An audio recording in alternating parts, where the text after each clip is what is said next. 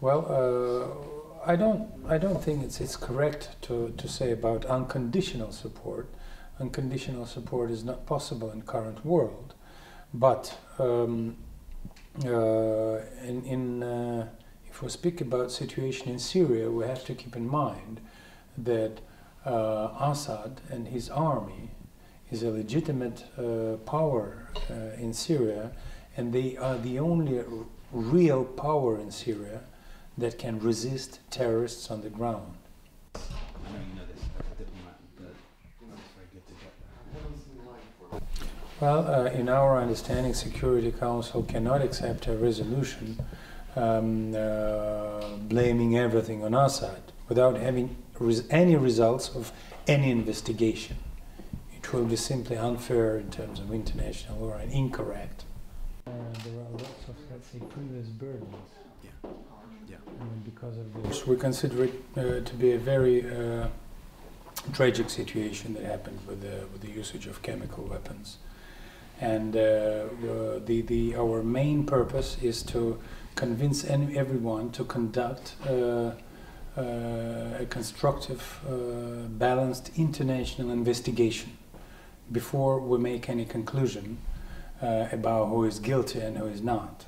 So, willingly or unwillingly, they have to support what is going on in Kiev.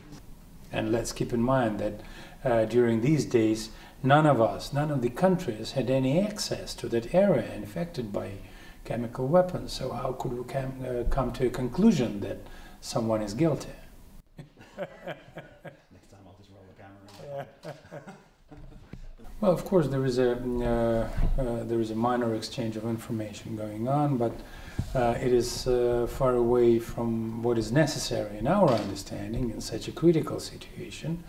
We expect that maybe a coming visit of State Secretary Tillerson in Moscow will somehow highlight the attitude of American side towards the rising tension in Syria.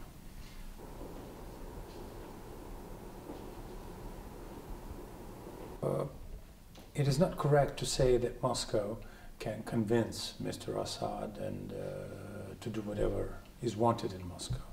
This is totally wrong.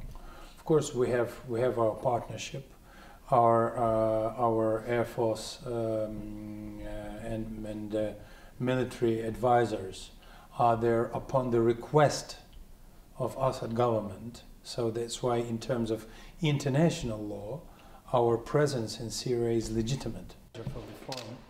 Great. Well, thank you again. Thank you. I really appreciate it. Всего доброго.